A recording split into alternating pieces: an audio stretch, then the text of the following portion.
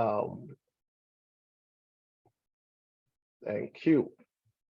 Okay. Good morning, good afternoon, good evening, wherever you are joining us from. You are welcome to Success Career Hub, business analysis made easy. Business analysis made easy. Yeah, it is easy, but very important for us to also have to put in our best. So, like I said, I will not be talking too much today. We just run through what should be the contents of some of the requirements documents you need to produce as a BA. But then I will quickly put us through a, one of the tools we use in an agile environment for collaboration as a team. You know, most of us now we work remotely, but yet we still make sure that we are collaborating as a team, even though we're not meeting together in our same location. So I will show us through it. Then I will introduce our case studies today, whereby we are going to have a breakout rooms.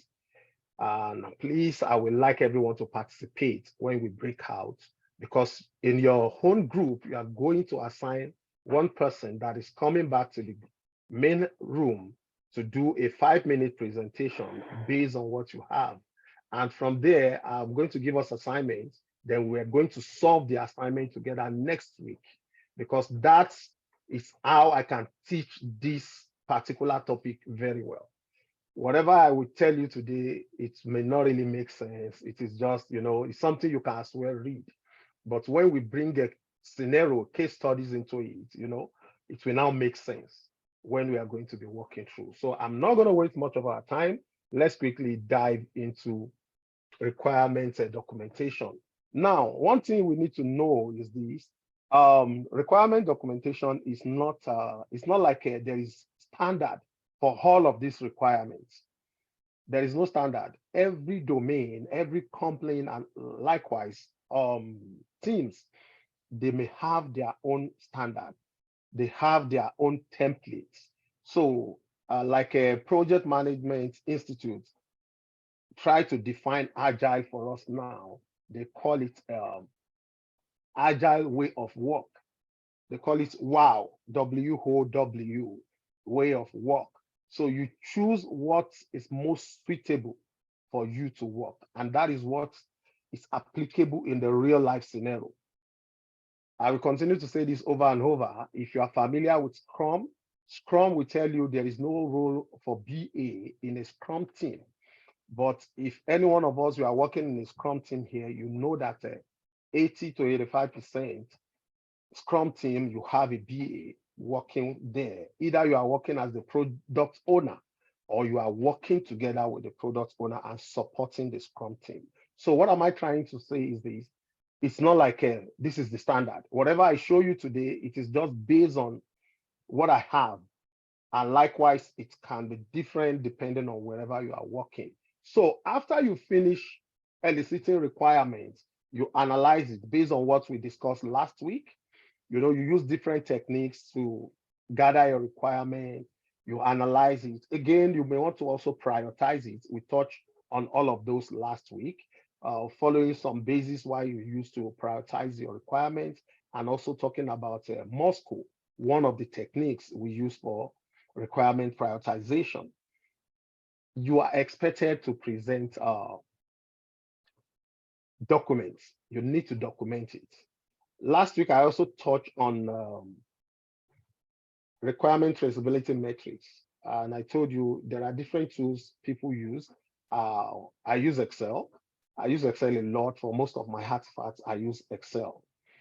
So today, we will just run through a couple of requirements documents that we use as a BA that is expected for us to deliver as business analysts. And the very most popular one among them is business requirement documents. It's very popular and it's something that many of us will use it. Again, today I have seen different types of business requirements. And because many companies are going agile, and agile doesn't support lots of documentation. It's not as if there is no documentation, but not too much documentation. So that makes many companies or many teams to bring everything inside their BRD. We have inside that, you can also have your functional and non-functional requirements. Some places may ask you to put out your functional requirements, while some allow you to be part of your BRD. We have a software requirement specification. Some people call it system requirements of the specification or documentation. It also comprises of a lot of functional requirements, use cases, and all of those. Then we have use case. And use case, you can have the model or you can also have the diagram. We are going to touch on that as well. This one must be, if you are familiar with Agile, especially Scrum, user stories. User stories are an acceptance criteria. It's also a form of requirements documentation. Then business case is not like a kind of a requirement documentation, but it's another artifact that is expected of you as a BA to deliver. It depends on the project you are working and the team that you are working with. So let's quickly look at these. I will just give an overview kind of, and we'll run through them then before we go. Like I said, no matter what I explain, you might not, it will not really make a lot of sense until we bring up a scenario and we are walking through that scenario. Please, I can see some people raising up their hands. Is it that I'm missing something? Okay, can you please, who do I have here? Ken Francis, do you have anything to quickly add on before I go ahead? Ken Francis? Okay, yes. So my question is, before you move ahead, a lot of people got confused between business case and normal BRD, because reason is if you are drawn into a project, is different from you being a BA in an organization, which you're, like you always say, you're always there to think, what's the next to do and promote this organization? Because that's where the confusion always comes, because business case, as I normally see it, as ways of you contributing to the organization, because like you will be there thinking, the way I knew about business cases, for example, I'm in an organization, in my department, something is going wrong. And I felt as it is situation and the future situation. So I would drive a business case, because the business case, you want to convince the stakeholders why they're going to put this money here as against this other department. Because a lot of us get confused when they say, write a business case, or what do you project about this business case, and normal putting you in a project. Can you throw more light on that? Because a lot of people get confused on that. Very, very, very. You are very correct. During the week, one of us reached out to me. I think, I don't know where she got like a kind of interview question, and she was to develop a business requirement document. And I saw the first page, she put business case. And I went through everything. I was like, why do you put business case on this? This is a BRD. So you are very correct. A lot of people mix it up, they get confused. See, business case is like you are trying to prove a point why they should invest money in this. At times, you may suggest more than one solution, but you are now going to major on the one that you are like, I think we should go for this, a preferred one. That although we can use this, like presenting different strategies, but you have your analysis, costs analysis, and all other projection, and you are trying to let them see the reason they should go for this option because you believe that thing will deliver value and also cost effective depending on the project. Another area again, like Ken Francis said it, yeah, maybe you are working in a team, a department, and you understand that what we're doing now, we can actually do better. by implementing certain solution or by improving on this process, you can develop a business case. So it's like a making a point, driving through something like this thing, we can do it, and you are coming up with your analysis and a lot of explanation so that your project sponsor or the management will buy into that idea. That is business case. And again, it's depend on businesses. Some places they call you to do, some places you are the one that initiated it because it's part of your duty as a BA. You are a strategist, so you should think ahead and be strategic about the business, how the business will meet their goals. So you can do it. Some places they know what they want, some places they want to throw different options to you. You now go research and come back again to tell them this. But one thing you must keep in mind is that wherever you are coming and driving out should be in line with the business goal. Should be in line with the business goal. If the business don't want to spend money, if you're writing anything that will make them to spend money, they won't approve it. So I just put that one like example, but it should be in line with business goal. If the business said they are not expanding to certain places, and you are saying that you think they should go there, if it is their goal is to serve Western Canada, for example, let it be, because they won't buy into it going to the eastern part of the country. So, but business requirement document, it's basically the high level requirements from the business. High level requirements. They don't have the full understanding.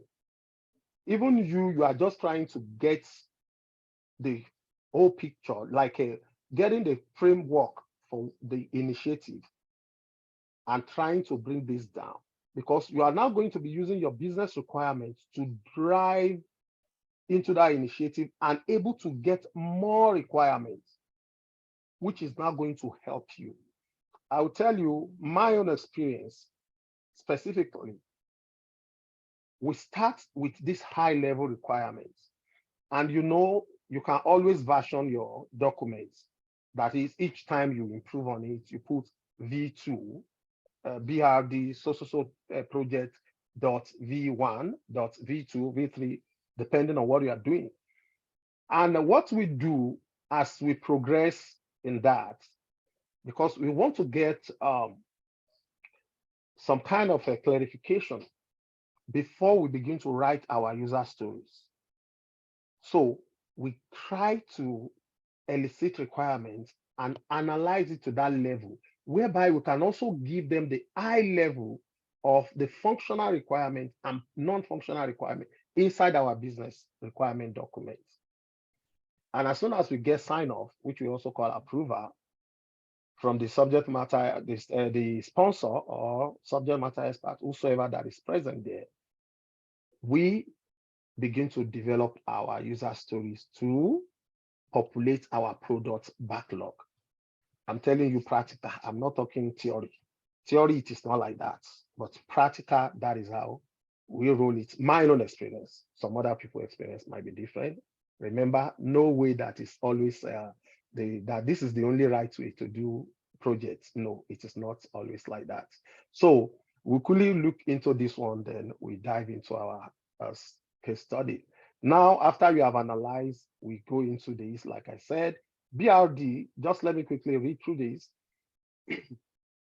A BRD is a document that describes the problem the project is aiming to solve and outline the outcomes necessary to deliver value. Remember, every project, every initiative, every process improvement, what you want to achieve is to deliver value.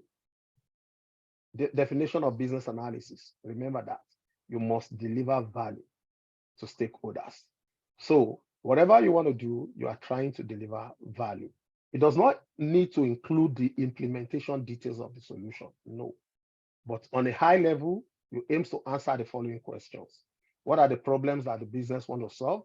What are the constraints and restrictions? What is worth investing resources into this? Some places you see, they don't bring in that. Why some BRD, I've seen that before, they come up with the cost implications. Then we have SRS, software requirement specification. So it's a technical document, and I can tell you many technical guys do write it, but you as a BA, it's good when you know how to do this, and it's kind of a lot of use case. If you know how to write use case and do a use case diagram, yeah. When the what do we call it? Business system analyst, yeah, they will call you business system analyst. When they hire you for this role, yeah, ready to do this, except if that organization are not really working on software development. So maybe you are just supporting. I am laughing because I have people that are working in that role. They hire them as a BSA, and when they got there, they were asked to do software requirement specification. So it was like, what? So, but don't be afraid. You can do it. All you need is determination and dedication. When you are ready to learn, you can do it. If others are doing it, it's not a big deal for you. So it is written in a single document communicating functional and non-functional requirements. So at times it comes like a user stories or use cases. It all depends. But if your team I've worked with that type of developers in Canada like that. They love use case. You just put use case from the beginning, just go on like that till you get to the ending. But it gives the technical guys to understand, because at this time you are pointing out the functional and the non-functional.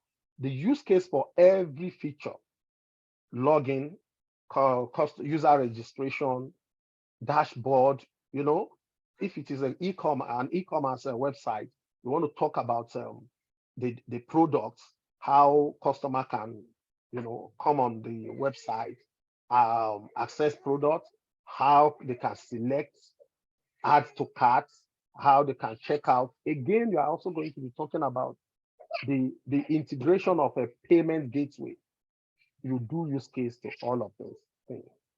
But next week, hopefully, we're going to be diving. I will not be able to give us everything. It will take a lot of time. But based on a scenario, we can now touch on them.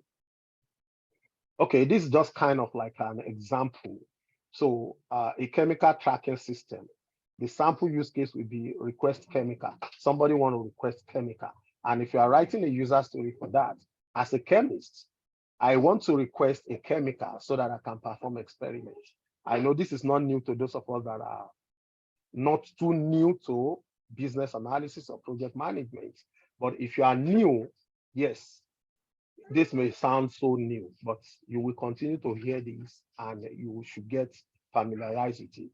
User stories and acceptance criteria. You will do it. You will do it. It's very, very important for you to know how to do it. So if I'm writing a use case for this type in an SRS, I have to develop use case model for that request chemical. And that is the step-by-step how an actor, who is the user, is going to interact with the application, the software that we're building. So I have to explain it one after the other and the outputs, but I will explain when we get to that. So I just put some of those examples there. Again, I will share this slide, don't worry. A lot of people have asked me, why am I doing this? I think God wants me to do it, so don't worry. So some of the things you find in your SRS, you have the purpose, the overall description, which you talk about assumptions, constraints, if there is business rules. Please, you need to always remember that. There are some businesses that have their rules, apart from even the government regulation or any regulatory body. You must consider that when you are working on any requirements and developing any solution. Don't go against regulation and don't go against the business rule. If not, all your efforts will be cancelled. So get to understand the business rule that pertain to that particular thing you are working on. Okay, so a kind of overview of an SRS looks like this. You have the introduction, where you have the purpose, the document conversion, the project scope, if you have references. Again, this is not like the standard. It depends on team by team. I have some templates. I will drop it on our Google Drive folder. If you register, you should receive an email you must have gotten an email from us if you are not registering this morning. You must have gotten email for us where you can access this Google Drive. So you see that folder there. I'm dropping some documents there. We have Babok. I have a Scrum guide there. Our first and second presentation slides are there. I think about 5 things were there already. So I will drop some of these things as well so that you can just check through it. But again, it is not like this is how it must be done. Some companies, they have their templates. Some give you the opportunity to come with your templates. I love that. If you ask me to come with my templates. So it depends. It might look like this. Then the system features. What are the features you want to have on the system? The data requirements, if it has to do with data. Are you migrating data from one system to another system? Especially if you are working on improving on an old system, that's a legacy system, those mainframe. Yeah, you need to do data migration. Or maybe you are even migrating from a physical server now to cloud. You know, before we used to have this one kind of holy room or sacred room in an organization, whereby they have server with all this kind of wire up and down. Then they will have backup in another location in case of fire. Now, you don't need that. Organizations are moving away from that. Everyone is moving to cloud. So if you are working on any project that you need to move data migration, yeah, you also need to put all that in your SRS. Again, if there are any external interface, some people even go by putting up some little interface of the solution. Then the quality attribute, which is kind of non-functional requirement, and every other thing that you may need. So this is just kind of a guide. Next one, use case. Like I mentioned, use case, it's good for us to know it. It's good for us to know how to do it, because you might find yourself where you will be using this. Again, all these documents, you can use Microsoft Word, you can use a Confluence, you can use Google Doc, you can use Excel if you know how to use it to develop them. But many organizations, they are using Confluence, because Confluence, you can collaborate. Again, Microsoft also have that functionality. Google Doc, the same thing, you know, whereby many of us can be working on it at the same time, or you just work on it, it automatically saves itself, and the people can access it from wherever they are connected. You know, maybe your team, you are dispersed across your country or different geographical location, not even the same country. So it's saved on cloud and you can access it. So use case is a description of how a person or user who actually uses the process or system will accomplish a goal. Now, these elements are important: the actor, the system, and what this person want to achieve, the goal. Now, how is this actor interacting with the process?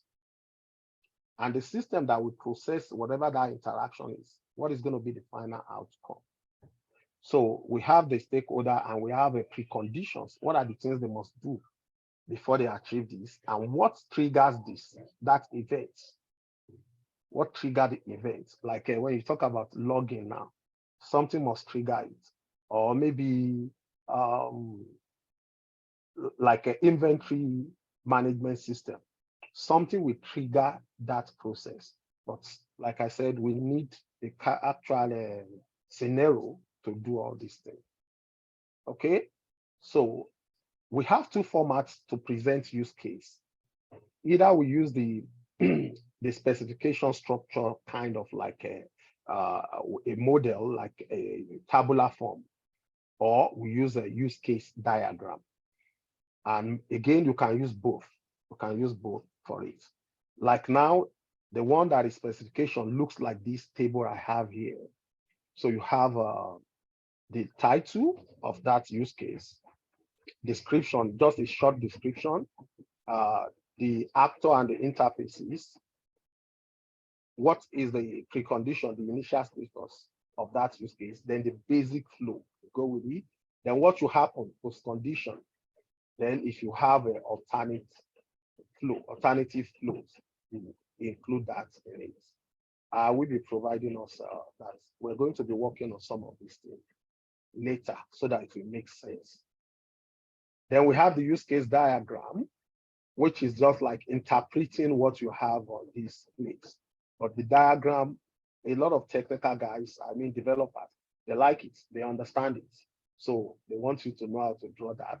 We use a Microsoft Visio to do this diagram. You can use a draw.io, you can use a Lucidchart, Creately, Gleefully, a lot of other tools to do it. Most popular one is MS Visio because it is Microsoft's application. So this is the diagram look like, something like this. The customer is interacting with online shopping system. So this box represents that online shopping system. And everyone that looks like this skeletal human being, it's different actors, or we want to also call them stakeholders. It all depends. So they interact with it. The customer can view item, the customer can make purchase, it can also log in.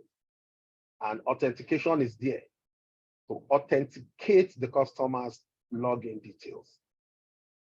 Again, also when you view the item and click on the item to authenticate it, is that the correct one? The identity provider, the credit card payment, that's a payment gateway, which could be more than one when the customer want to check out. So all these things is going to make sense when we are treating an actual scenario. And here we have the model here with this like an example as well. But that example will not make sense if we don't start an actual case studies and we walk through it. And that is what I want to do, because I don't want to just give you what you can go and read. I want us to work together, develop this thing together. And at the end of the day, we develop, even if you cannot develop the solution, but you can develop a prototype. And I believe we can do it. And everybody, you'll be proud of yourself, like, oh, I was part of the people that developed that solution. Okay, the next one is user stories. Like I mentioned earlier, okay, user story. This is very popular within the agile environment.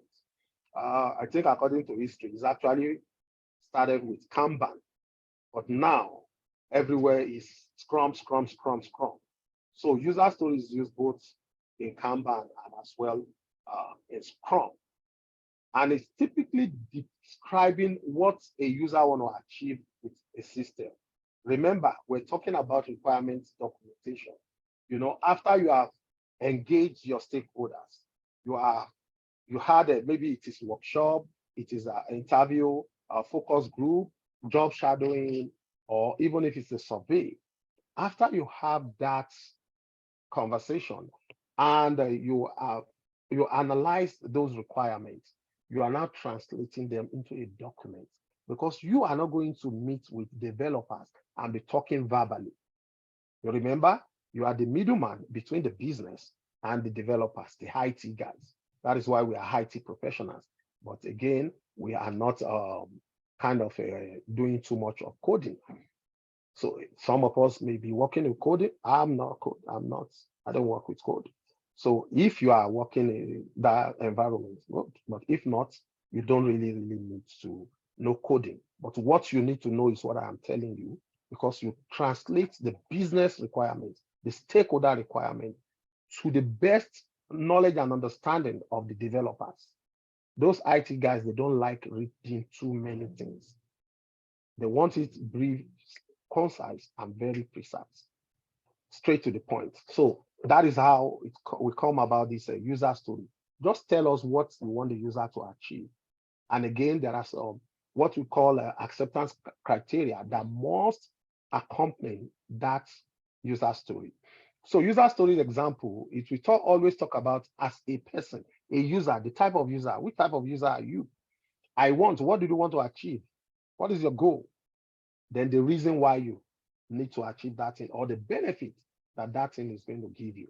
The example I put here, as an admin, I want to add descriptions to products so that users can later view these descriptions and compare products. So you are simply saying that there is going to be a user that will be an admin, and this person want to have access to edit what we have on that solution. Probably, let's say this is an e-commerce, right? So the admin want to have access to edit that product, that is by giving description, not just only the picture this time around. You want to describe that product. Then what will that be? How could that be a benefit? Because it wants users to be able to view different descriptions and compare products. You know, when you look at descriptions at times, you tend to like, oh, I like this one than this one. So, but for it to really make sense, you need to put the acceptance criteria. This user story and acceptance criteria, I use 2 hours to teach my students, because I try as much as possible to break it down. Not the regular story of 3C, all those stuff, but I still touch them. So the acceptance criteria, they are the conditions that the product must satisfy to be accepted by a user, by stakeholders, or the product owner. I will be dropping for us this week link for anyone that want to do free Scrum fundamental certification. It is always free, but I've seen a lot of trainer will tell you that we're giving you something for free that worth $500. It's a lie. It's always free. I will drop the link on the WhatsApp group. If you want, go in, listen to the lecture. It's just video and you can read through it. Then again, you can take the certification, SFC. They call it Scrum Fundamental Certification. It will give you, the fundamental knowledge about Scrum. So I will drop that one after the class. If you want, you can do it. It will also help your knowledge about project management. Remember, as a BA, you are working in a project. And working in a project, we have different methodology or frameworks that we use when we are working in a project. Either it's a policy project or software development projects, product development, or even process improvement. We use all these methodology. So either Agile, waterfall, or hybrid. And under Agile, we have a lot: Scrum, Kanban, Crystal, XP, and so on and so forth. But you need to know this, and it will help a lot. So for acceptance criteria, it must be testable, concise, and completely understood by all the teams. Because if it is only you that can understand it, then the IT might not be. Don't let me say in real life, because it's actually also different. But let me say, under normal circumstances, we write this together as a team. But I can tell you, some teams will just give you some features that you go write the user stories and put up the acceptance criteria. But in a normal scenario, we should be doing it together, so that the IT, the technical guys are also contributing, as well as you, and even the implementation subject matter experts as well. So for acceptance criteria, we have 2 methods as well. Some people like it to be plain text, which is going to be a kind of, you itemize it. Why some use this format that we call given, when, then. So given that the user is on the correct website, when the user click on add products to shopping carts, then the products should appear in the shopping carts. So maybe the user story is like, as a customer, I want to be able to add products to shopping carts so that I can easily check out. Then you now begin to talk about the acceptance criteria. That given that that customer is on the products page, when the customer click on the products, then the products be added to the shopping carts. And you can still continue again. And when click on the shopping carts, then the system should open to checkout. It depends on how you want to break it down. That is given, when, and then. It's very popular. A lot of people use it. They are using it while the one that is a kind of a plain text, like something you list, that one goes like this one. A search feed is available on the top bar. A search is started when the user clicks submit. The default placeholder is a gray text type, the name. The placeholder disappear when the user start typing. The search language is English. The user can type no more than 20 symbols, all of these things, the acceptance criteria. Some teams, they love it this way, while some teams want you to do given, when, and there. Excuse me, please. So, but we will be getting into that in full detail. This is one thing, the quality of a user story must be independent, negotiable, valuable, estimable, small, and testable. These are qualities very, very, very important for you when you are writing your user story, because your user story must not be too big. If it is too big, then think of what? Slice it. Don't let it too big. Let it be something so small and it's estimable. The team, they can actually plan it. But don't let me go too much into Scrum. But it's important for us to know this process. And in the course of this training, we're going to learn it. It may not be too deep, but at least we'll have that understanding as well in how we write user stories and acceptance criteria. So when we used to meet physically in the office, we use sticky notes. But today we have a lot of different tools that we can use to write our user stories and acceptance criteria. When you write it like this, you put your acceptance criteria at the back, or you're able to write it at the bottom. But now we have different tools that we can use. Some people just use strictly Excel, but many agile teams we transfer this thing and put them on Jira or Azure DevOps. So if you are both look so similar and it's something you can use, I can tell you, it is click and play. Just click it and type. All you need to know is how to go, follow the process, where you need to click, what you need to touch. And we're going to be running it as well in the course of this training. I'm just giving all of this a kind of a background for us to have an understanding of this to when we're going to be doing the hands-on. And I know some people might be here that all of these things will look so strange and sounds very, very strange to them. Okay. So business case, like we said, we've talked about it. And this is what business is. This is what it means. Don't mistake it for BRD.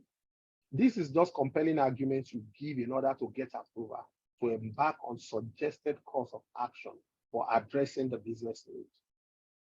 So you are writing it just to like letting them say a reason why they should do that. Oh, why you should focus on this instead of, working with that team, just like the example that Ken Francis gave. That is what we're trying to do when we write a business case. It also has its own, different features you need to develop and touch. But the whole essence of it is you are driving a point to your stakeholders that we need to do this to address this need. And at the end of the day, you get the buy-in from them and they will sign off and you are good to go. It is after that you now start your proper requirements gathering, which will now lead to your business requirement documents.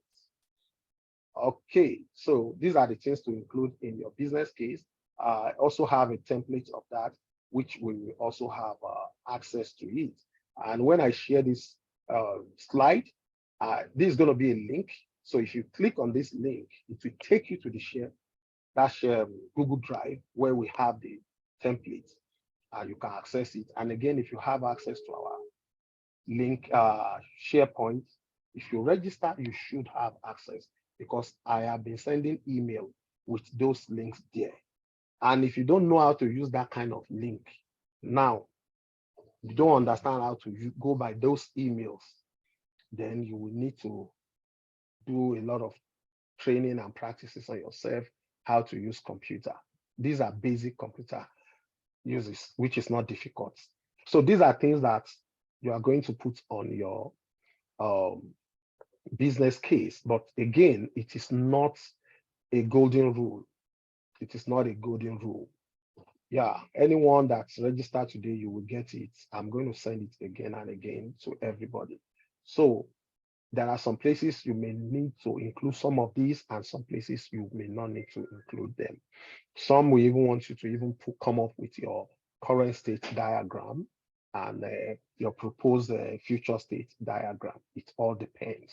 But the most important thing is for you to understand what you are doing, understand what you are saying, and how you go about it. That is the most important thing.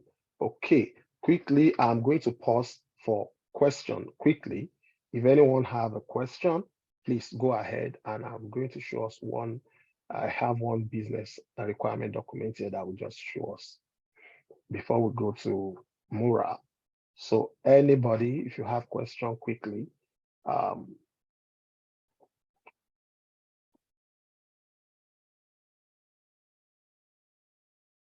seems we all understand this correctly. Jesus is Lord. Where is this thing? Somewhere.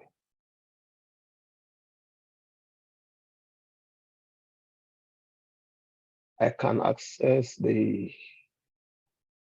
sorry, I'm going through the chat.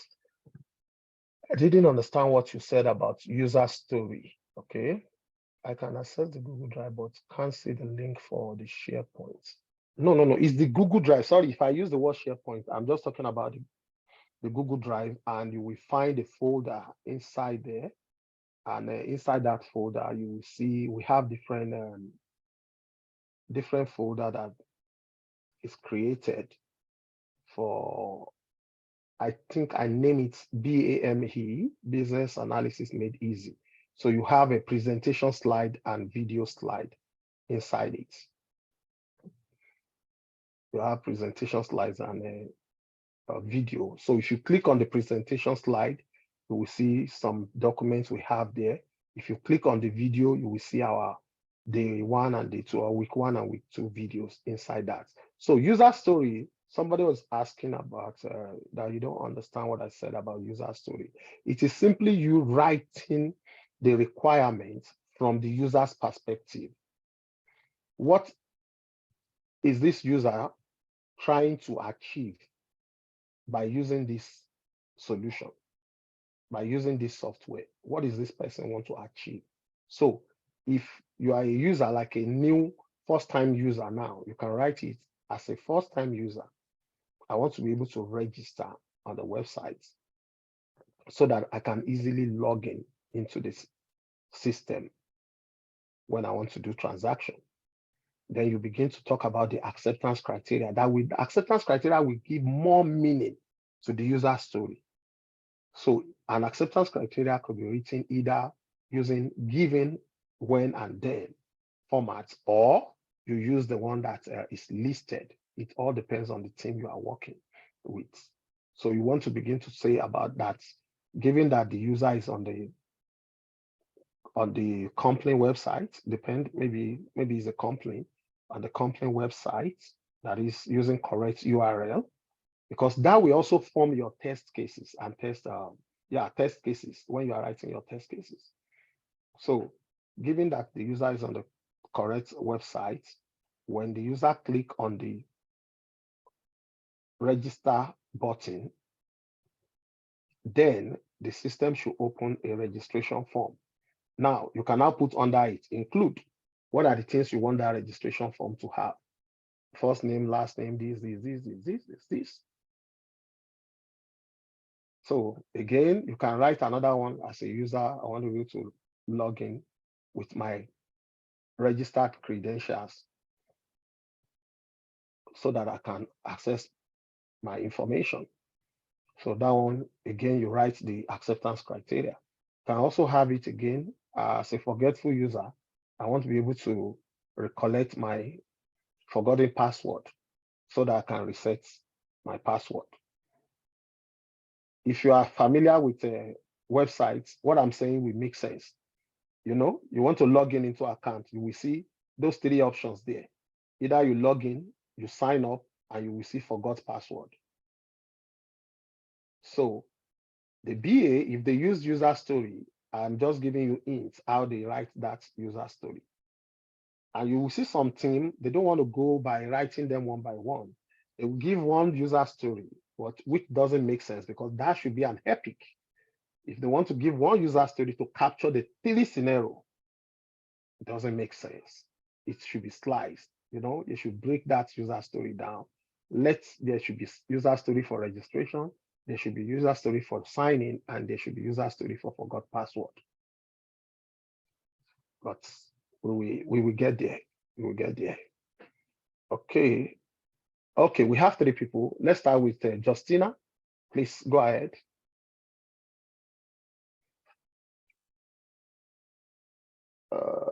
Justina, you can unmute yourself, please.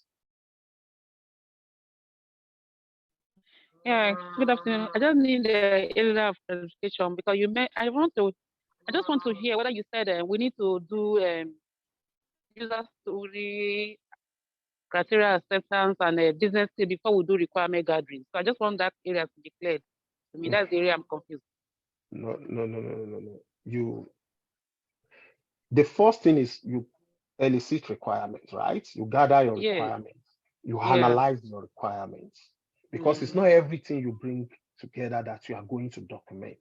Even in the process of your elicitation, your analysis, you're actually using something to, you know, document it.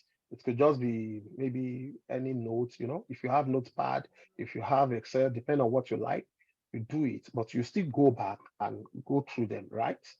Now, after you are done with all of that, you need to come up with a requirement document. If you are working in a waterfall environment, you are not going to be writing user stories. Okay. You might not even write use cases. Get me, please, get me right. It is not the same with every team and not the same with every project. Okay. But we're teaching all of this because we don't know where you are going to find yourself. Okay. Last week, I think we had a lot of people that went for interview, and you know, me, I don't know why they are doing that now, but I think it's because of our people that are doing social media adverts. You don't need the experience to come and earn 6 figures. It's a lie, and that is why you see the kind of interview people are doing now. They will give them assignments, case studies, and they ask you to develop all of this.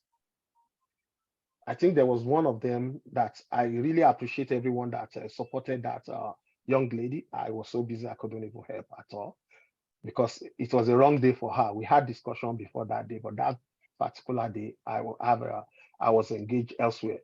But thank you everyone that supported her. They asked her to come up with like 8 artifacts, right? I think a user story was there, use case there, BRD, the functional requirement, the process model. Wow. And they gave her only 1.5 hours. So again, you may get the job, and I'm telling you, you may all just be there and just do, maybe you are just even supporting them, or maybe you'll be writing user story. Maybe you will not even write business BRD. It all depends. But we don't know which complaint, which business, which team you are going to find yourself. So that's why it's good for us to understand. When I'm talking about artifacts, I'm just talking like the deliverables, what they want you to do. Like from the beginning of the project, your project manager or your business analysis department manager or director will tell you that, oh, Olubenga, these are the things we want you to do, or you are going to be the one responsible for the business requirement documents. Again, you will help us with the test plan and also the user acceptance testing. So I already know that, okay, these are the things expected of me. So I prepare myself and I know how I'm going with it, because you may have 1 or 2 people there. Again, if it is another team, it might not be like that. They will just assign you to the project and let you know this is what you'll be doing. We have one of us say that our team, she will do, it's just user stories and acceptance criteria, and she back it up with mock-ups or prototype. So these are all artifacts. They are deliverables. Some people will call it deliverables, but in Scrum, it's a different way they call, when they call it artifacts, it's a different way. So don't get it confused. It's not everything you are going to be doing. If you have if you have business requirements, yeah, you are going to do a business requirement after you finish your analysis. So part of even what you use for your verification could be that document. So you are transferring it into the document. And if your company don't want BRD, if it is a use case, you do use case. If it is what again? User stories, they want you to do, you do it. But I gave example of myself that we have a BRD that comprises of everything, and it makes it very easier for us to develop our user stories, because I call that approach hybrid. We did a lot of analysis. It took us time, get all the documentation and all of that. Then after we get sign off, we now started developing our user story to populate our product backlog. But that's product backlog area, that is for Scrum, which is another topic. Okay, thank you. Can Ramon, please, can you unmute yourself and quickly? Okay, good day. I want to thank you, first of all, and more grace for your elbow. Okay, so I would like to know kind of which of these artifact is the parent one, as in what feed into what. That will really help us. But thank God you've also mentioned, because I wanted to bring in the I mean test case or user acceptance Testing. user test acceptance. So you've already told us how that might feed, I mean how acceptance criteria might lead to test cases. So, but what I'm trying to say is that I would like you to, which one is the parent of this document, and how does one feed into one? That may really help us. Then, sorry again, the second question is, because I know a little bit of UX UI, and I also know that there are some artifacts there like user flow, wireframe, but particularly user flow. This user flow, can we relate it to user story or use case? Oh, okay. That's my question. All right, thank you. So, like I said again, it depends on how your team, they want to work with this. Some teams, like I said, they want you to start from a BRD, while some teams, I have someone here in this meeting, she didn't even do anything with BRD. It's just straight to user stories. So it's not like a rule. If we have BA in our midst today, you are practicing. I'm not talking of theory. I mean, you are practicing, you are working. You can share your experience and you will agree with me. Let me quickly share this one. You will see where this, when you look at this now, you will think this is a kind of like a BRD. And it's talking about the projects. You know, you mentioned all of these other people's name and all of that, and give backgrounds. This is how you do it. The project scope. Now, system purpose. We now talk about the users. We have a customer, we have sales agent, the product owner, the customer service department. These are the things you need to put there. Meanwhile, there are some projects you don't do this because the way they are working in that team, it is completely agile. So you just go straight to user story. But some companies want you to break it down this way, or teams, it depends. That's why you see many teams that are moving to agile, they will hire an agile coach. First of all, to come and train them to have agile mindset. Then they will hire Scrum Master. Scrum Master now will be the one to train them how they adopt Scrum framework. But places where they are doing it already, yeah, they will just keep going on. So you will see some job description wants you to have that understanding because they know they are going completely agile. But if it is government, I can tell you, you must know how to write, do BRD. Most government projects, it's always like that. So from there, you talk about the needs, you talk about the overview of this project. Again, some teams, you can arrange this thing depending on how you want it to be arranged. It's not like this is a must, how it must be done. Then the functional objective, which we call functional requirements, they put it based on the priority. Some documents you will see this will be in a tabular form. I love that. I love using tables. So I put them in tabular form, and the high priority, the medium one, and the low. Again, some things we put number, some things we put must have, should, could have, should have, could have, and would have. Then the non-functional requirements also follows. This is just an example that is available on this thing. Next, interface. You see some teams want to put up the interface there. Why some people, excuse me, please. Some teams just want to write it, just a kind of brief description. Then context diagram. Some projects, it might be data modeling. They want to also have it here. This is just like kind of flow. Why some teams want to put process map, drawing the current state and also talking about the future state. It depends on teams. Now, in this particular one that I'm sharing with you, they have use case model, whereby some teams, they don't. So don't get confused about it at all. Understand it, know it. When you are hired, they will show you what they are doing, how they are doing it, and they want you just need to follow it. So if I am hired in a company that wants everything here, it's not a problem. For use case now, login user, they write the use case for this person. For register user. So this is the one I was saying that the one I worked on, we have something like this. And when we're about to be doing our product backlog, that is developing the user story, which we're going to be using for our product backlog, it was very easy for us to just pick from this and continue that way. It is not a rule of thumb. It depends all on different team. You can see different team.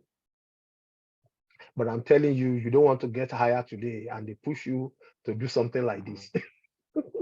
You will be asking yourself, who do you offend? But don't worry, it's doable. So, and you talk about UI UX. Your question on UI UX, I've forgotten. You mentioned something. No, I was talking about the UX as user flow.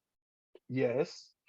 Yeah, user flow is part of the element of UI UX. UI and yeah. Wireframe. So the Yes. wireframe, will be able to identify all the interfaces. Interface.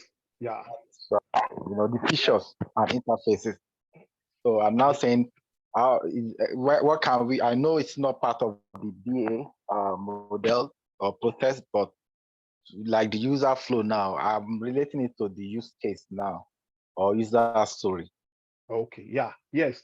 Again, we have some stingy companies. They want you BA to have that skill. You may not be too perfect. While some team they have dedicated UI UX designers. So personally, I love doing it, and I encourage people to also learn how to do that because it will help you. If you are working in an agile environment, which it is what many teams they are doing. If any company hires me and they are working using that, even if they don't get to be doing that before, I will introduce it because I will be guiding them how to go about that. After my user stories and acceptance criteria, I love to attach either wireframe or prototype. just me. And if I have a UI UX guy, yes, they will be happy when I give them the wireframe, because that will also guide them to do the same thing. So it is not like a must for BA, but you want to stand out, right? Because now a lot of people are in this space.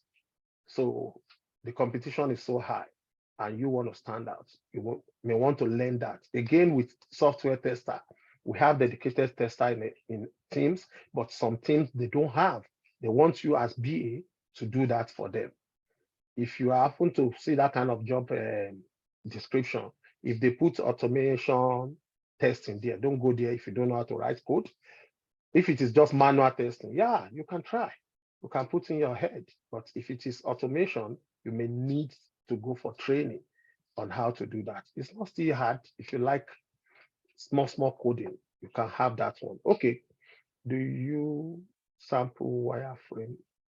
Do you sample wireframe, or how is it done? Yeah, we have, I can show you that one later when we get to that class. Probably we can also do, have a class for that as well. Okay, Frederick, quickly. Oh, sorry. Okay, you can unmute yourself, Frederick. Yeah, can you hear me now, sir? Very well. Okay, sir. Honestly, I'm excited, seeing you and meeting you. I just want to find out from you the basic tools of BA using, because sometimes you want to, like, as a BA, a prospective BA, they want to ask you what kind of tools do you use. Sometimes they just ask you of Jira. And honestly, I need to understand this Jira and Confluence and Agile. So because, okay, they just give you a computer and they want you to just, okay, show us what you can do. So where do you start from? How do you start going to Jira? How do you go to your product backlog or sprint backlog? And sometimes they just confuse you by using all these grammars like, are you into SQL? Or they ask you, okay, describe your past work experience that relates to the this position. Secondly, they say key engagement over the last 2 years. These comes from recruiters. They just want to test you before they put you out there. So you start doing blah, blah, blue, blah, that kind of thing. So it's crazy. And that even sometimes they tell you we have hybrid. You don't want to go there because you know that going there for the first time, how do you start? Well, when you start with remote, at least you can run to good people like you to sir, look, I want you to meet me on where I am or something like that. So right now I'm just lost. Yeah, I know you're laughing. I'm just lost because when you talk of Jira looks like a good name for me, like a nickname like Jira, but I know it comes with a lot. I know it comes with, because the first time I was like, Jira, what's Jira? But the other time you say, what's Agile? No, I had Confluence. I was like, hold on. This is user story, good. User story, criteria, acceptance criteria, that one, okay. Honestly, I'm good at that. But when you talk of this main one, like MS Visio, then I heard you talking about Draw.io. I went and I saw it. Yeah, Draw.io. I went and saw it and it made it a bit easier. How do you go there? Do you download all these things and when they talk, you go to your backlog? So I have lots of questions about it, but let me pause here. Let me pause it. So that's my challenge. Let Ken Francis first talk before I talk so that we move on. Ken Francis, you can unmute yourself. So Frederick, we have all been there. Even currently, I'm still there. If you're in the tech industry, you will still be there. So my candid advice to you, learn 1, 2. When you come to Agile and Waterfall, they are all environments, which most organizations right now, because we want to get everything done that's why everybody have adapted Agile method. Like he said, governments, construction companies that have time frame, maybe something like for 2 years projects, you can use Waterfall because you budget with Waterfall too. But in an Agile environment, small businesses, even large corporations, they will come to you, hey, we want this, we want this, we want that. You all agree, you make your budget. But in the middle of the your project, they will come, oh, we did this. That was why you have daily standards and bi-weekly scrubs, which you discuss both your blockers and where you are at the project. So I would say if there's a lot of materials out there, YouTube, you can learn about the agile environment. Waterfall is kind of fading away right now, but it still exists. When you come to tools, when you come to drawing, you go and Google any wireframe you can use. They have Basmic there, they have Lucid, they have Draw.io. Depend on the one that you're comfortable using. They are all related. When you come to the other tools, like you mentioned, what again, Jira, Confluence. If you can use Jira, you can use Confluence. So just learn one and run with it. If a recruiter is pushing you, can you use Confluence? You can. I've used Jira, and in the other project I was, we were using Confluence. I triaged from this to this. It's all about game of the mind. Because they are trying to play your mind, you play with their mind too, but the only thing, have experience in one, that you're comfortable, because if you can use Jira, you can use Confluence. They have a lot. It's like right now, I went into a meeting the other day, the so-called professionals and Indians, for that matter, I was like, looking, they should be like, good. They don't know what Slack is.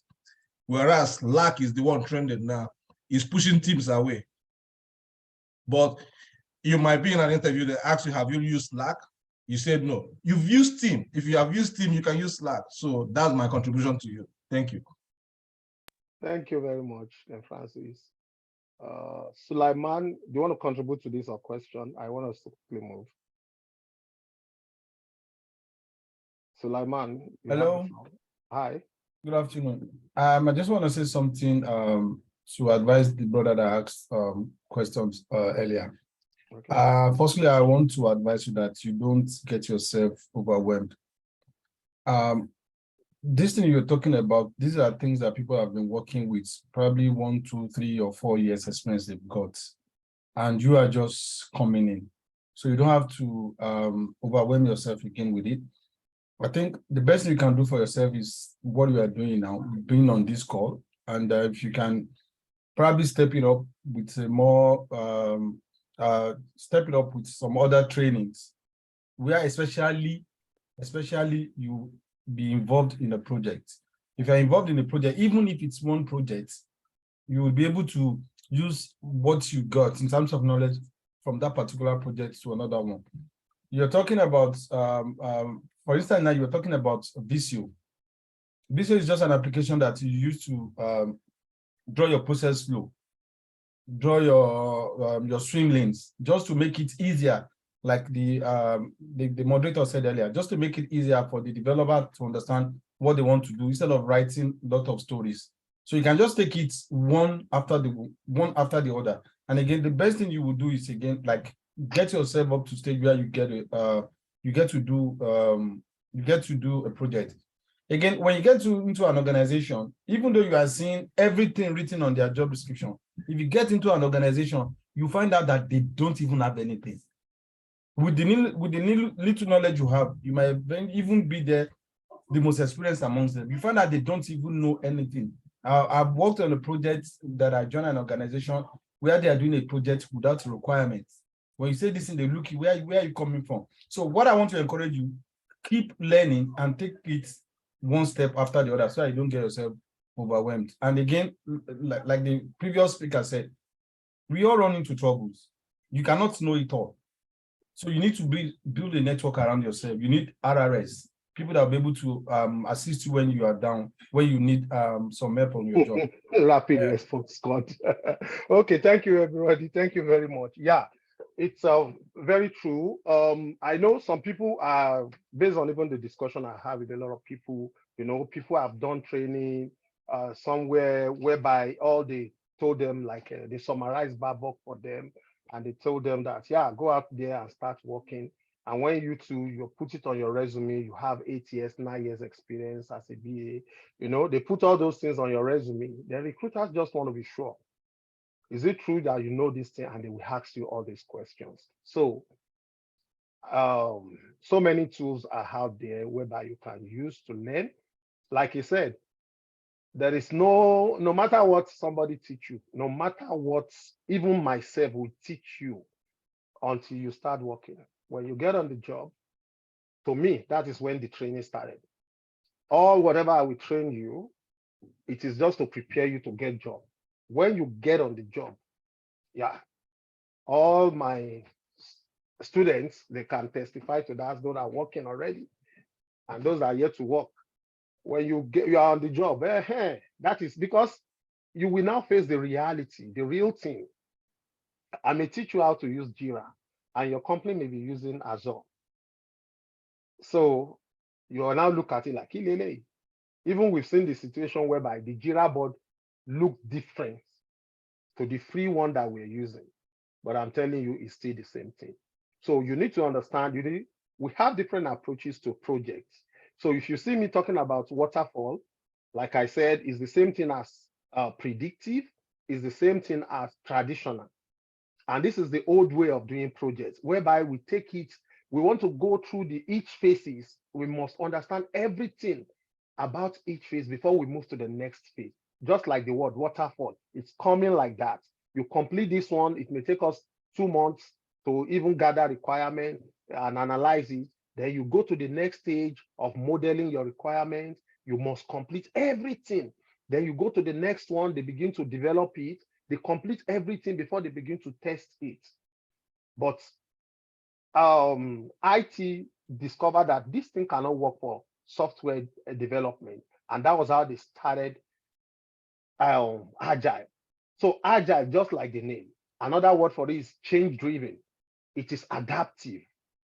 So it's open to changes. And they don't want to do things at once. They want to do it iteratively, chunk by chunk. So instead of us waiting to have everything we need to go out there, no, we want to get it little by little, but we're delivering value on that little by little, and we are getting feedback to improve what we're doing. That's why you see almost every software project, that is what they are doing. Under Agile, Agile is a big name. It has different framework. The most popular one is Scrum.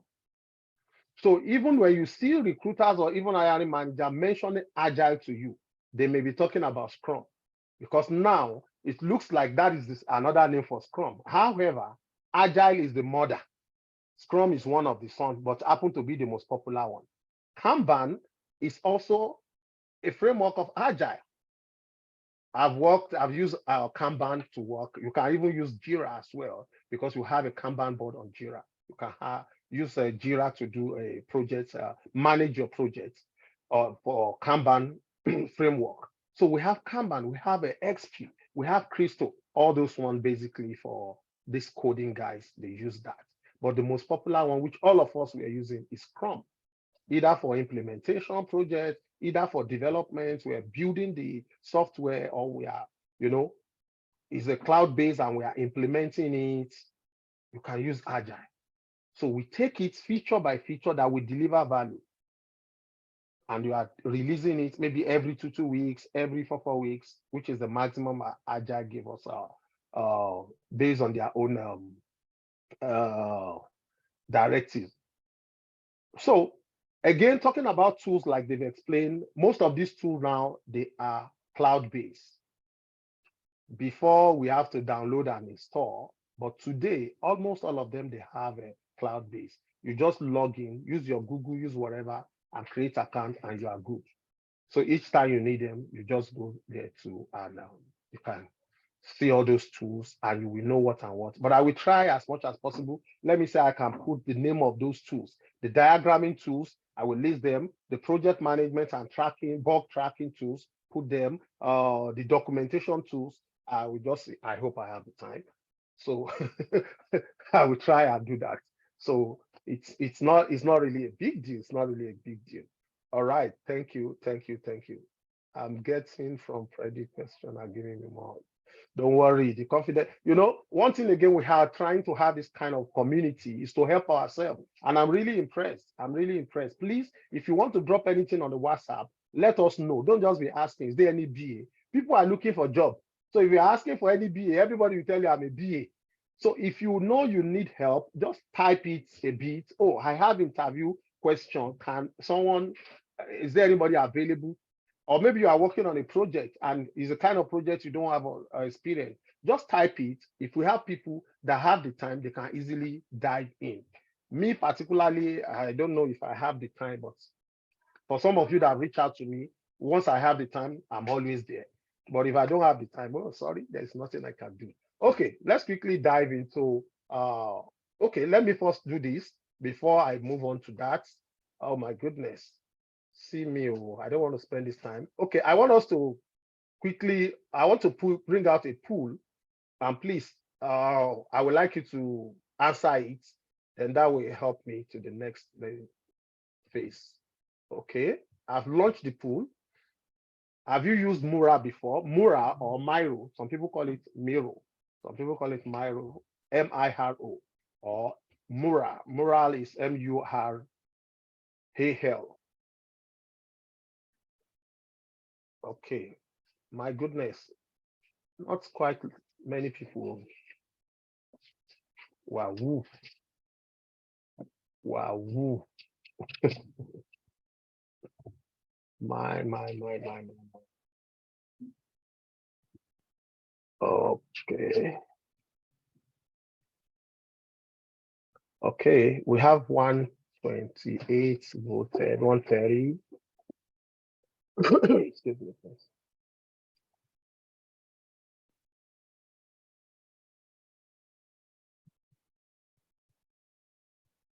Okay, you can see the pool.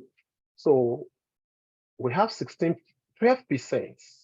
yes, okay, and 88% said no. All right, no problem. Will give us a walkthrough. This video will be available. You can go through it again, and you too can do that again. But the breakout room I want us to use it. But since we have this number, we may not be able to use it. But I'm going to show us how to use it. All right. Okay. Let me quickly show us a Mura. Mura, you can subscribe for it and you can use it for free. So all you need is just type on your Google Mura, and you can look for that one that is not, you see this. So Mural, you can download Mura and you can sign, just log in directly here. So you come to sign up forever. Please sign up free forever, sorry. Sign up free forever. You click on it, it will bring you here. Just put any email, especially you can use your Google email. So you put your name, your first name, your last name. I don't even know, maybe. Okay, let me use Success Caribbean Hub 2023 at Gmail. So you can put your gmail.com bicycle. I don't know why it's asking me on this. I'm not a robot. Okay, so now I'm continuing with my Google.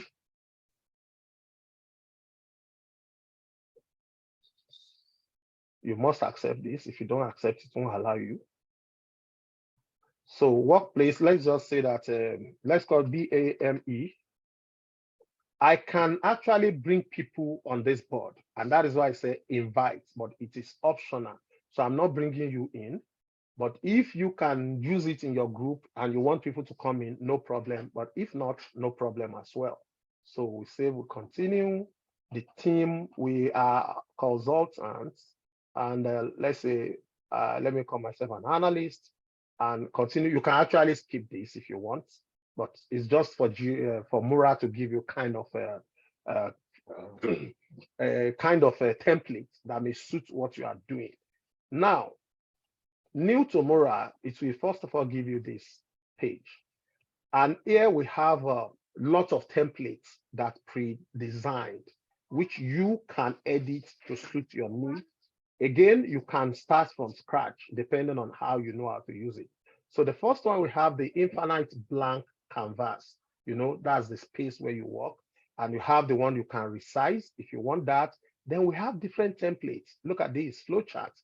Before, you can't do flowcharts, process flowchart on Mura, but now it has it. We have other one for workshop, swim lane diagram, user story mapping, user journey, different, goes on like that to stakeholder mapping, goes on to brainstorming session, CPOC diagram, a lot of things, but don't disturb yourself too much. Just let's start from the basic one. Why do we even use Mura?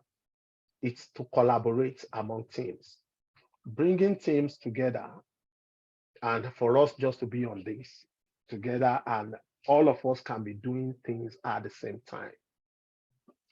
time. If you know you can use Mura and you are with your laptop, I just need that 2 people or 3 people drop your email in the chat box. I will send you the link, then you will join me here for people to see how we use Mura. Now, while I wait for them, please, admin, can you help me just check on that so that I can know those are there? I need to quickly run us through the interface and all this. So in this place, you will see when you move your mouse, your console over anything, you are going to see what is there. But when you click on them, this one says text. When you click on that text, it shows up different things. So if you click on this first one, you can type. You know, I was saying that all these things, they are click and play. Abi? It's true, but you need external mouse most of the time to do this thing. If you are using your laptop mouse, you will not find it easy at all. Then this one is a kind of like you want to have a paragraph that is long talk. As you are typing it, it will be creating more and more for you.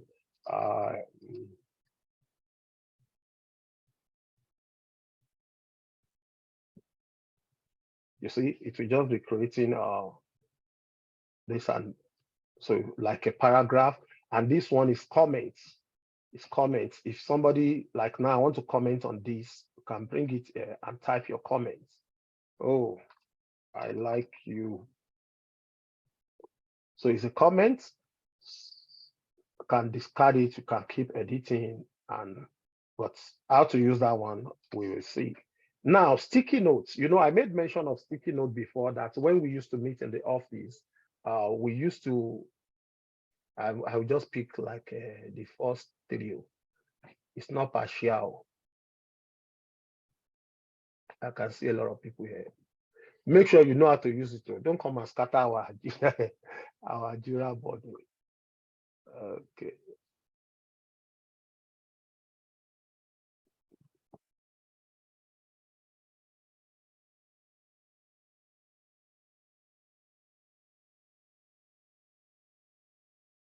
Okay. Wait, 1 minute.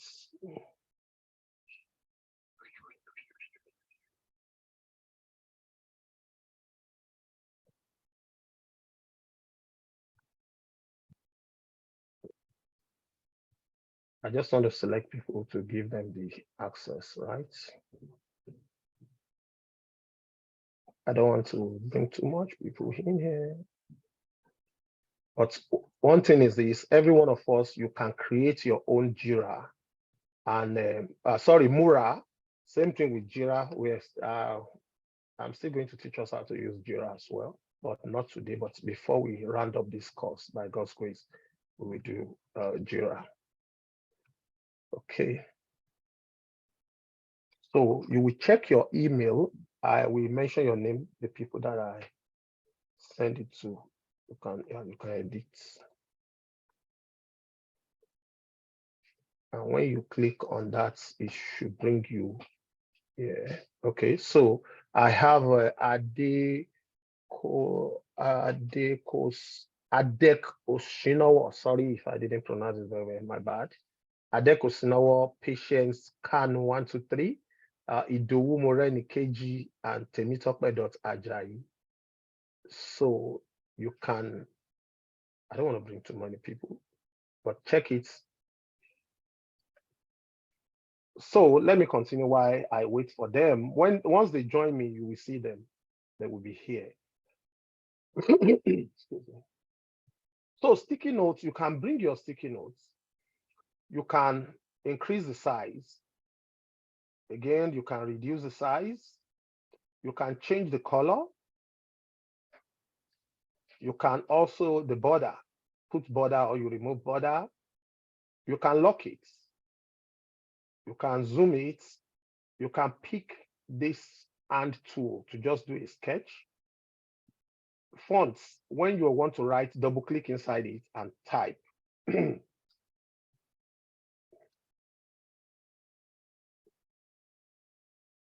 when you type, Control A, I use Control A there to highlight it. If I want to reduce the fonts, I'm reducing it, increasing it, and maybe I want to change the fonts.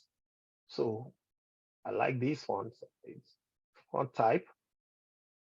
If it is the one without, like this one, you want to bold it, you can italize it, underline it, strike through it, align it to left, align it to center, align it to right, remove this. Welcome Ade. Yeah, you can see Ade is on board now with me. And Ade as well can go to this sticky notes or whatever. I think Ade is male, right? So, and he can do the same thing, get the sticky notes and work with it.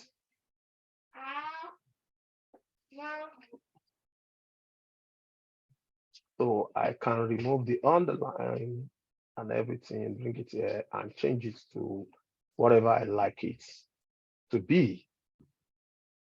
And this sticky note, you can pick different size, 5x3, the first one is kind of square, 3x3, but this is rectangle, 5x3. Depends on what you want to do. You can increase it, reduce it, pick any color you like and type whatever you like, and you can pick another shape. This one as well, you can do it. Where are the other people I send email to, the link to?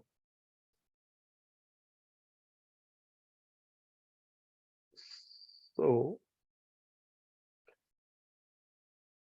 one important thing with this is that we use it for collaboration, especially when we want to brainstorm. Again, we use it while we are also working on our story mapping, maybe product development and things like that.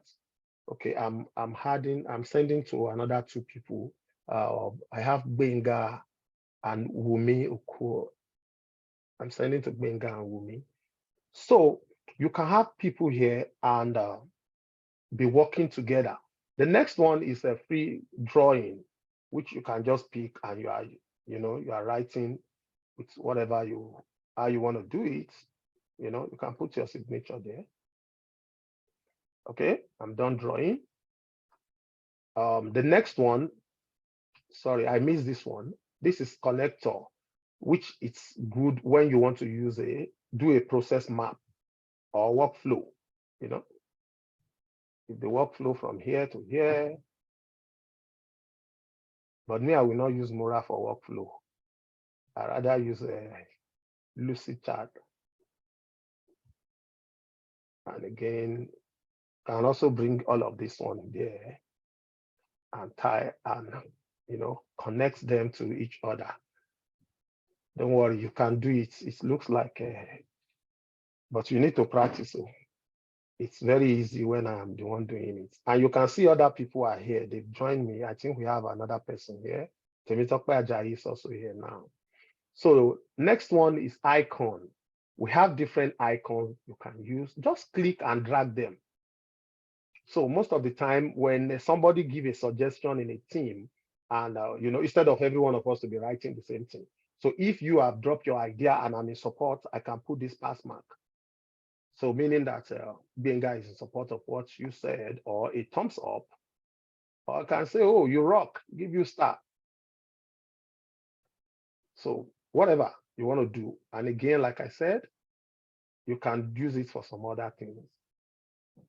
Depends on what you want to do. You can bring in picture. If you like, you import it from if you have OneDrive, Dropbox, Google Drive, or from your computer, you can do that. Again, you can create frame based on what you want to do. tables again. This one is if you have already saved something in the diary, you have it there. And this is files that you want to bring in if you saved one before. But if you don't save it, no problem. So it is very, very easy to use. But the issue is what you need it, what you want to do with it, what you want to do with it. So if we have a brainstorming session, which we have a kind of a template on this, if you go back to the dashboard, as I'm out of it, they can still be doing whatever they are doing. Because me, I'm out of the that canvas does not mean they cannot do whatever they are doing. They are doing what they want to do. And that didn't disturb them. So if you come here and you type, let's say brainstorming, it's supposed to give us template. It's supposed to come here and put it like a brain.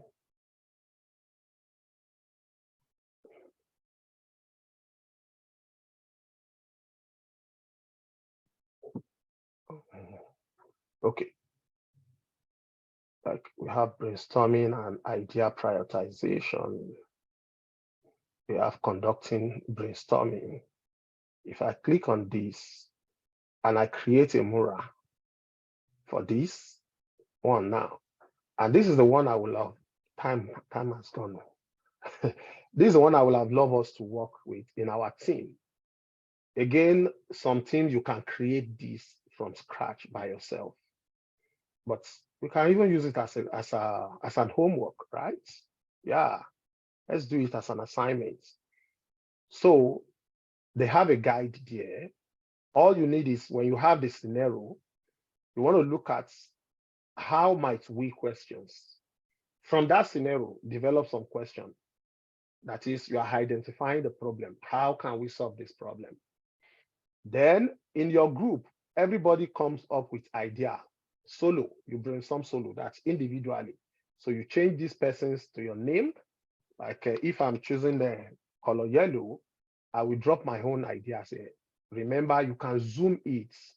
If you're using wireless mouse with this kind of a wheel on top of it, yeah, just use it to zoom it and do your typing.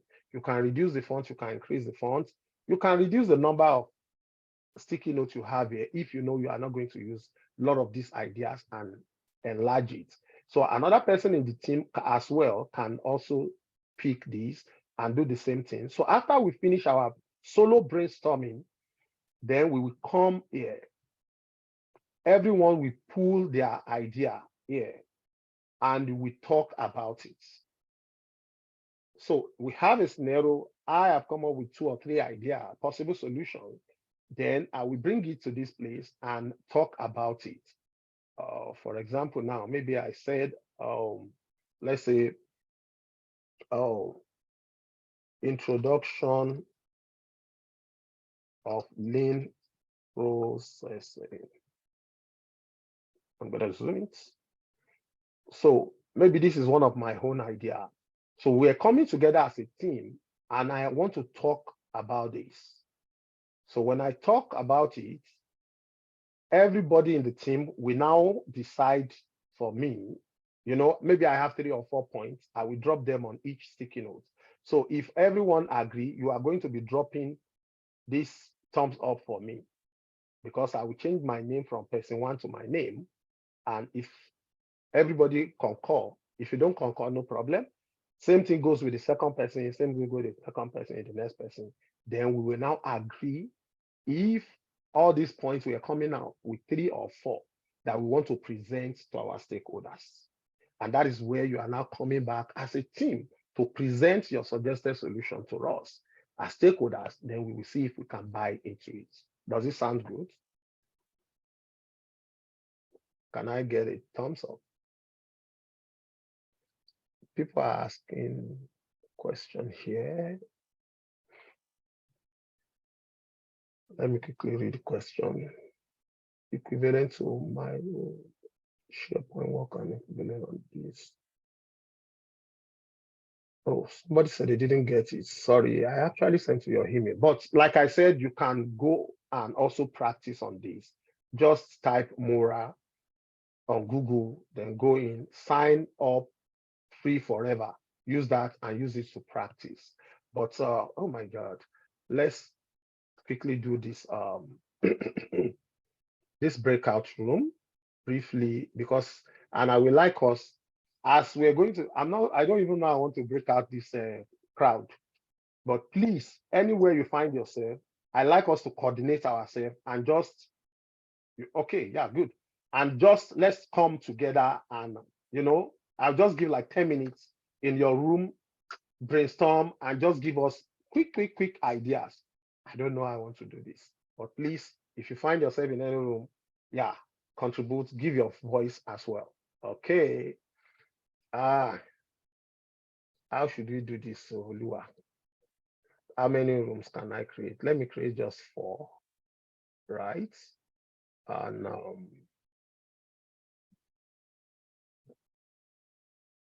okay, let's go there. So just accept to join your room.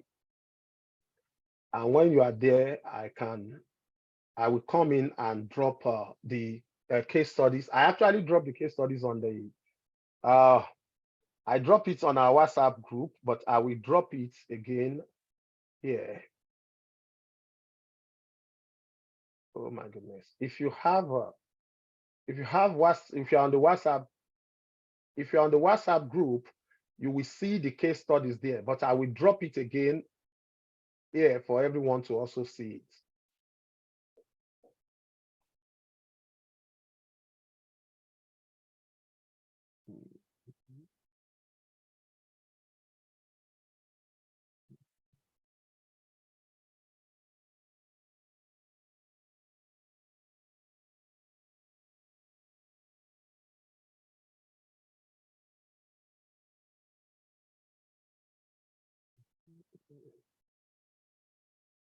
I'm dropping it.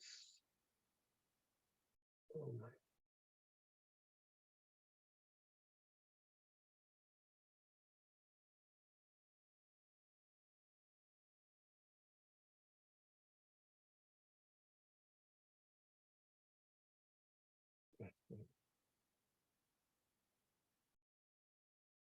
So I will visit some of these rooms. Let me start from 1.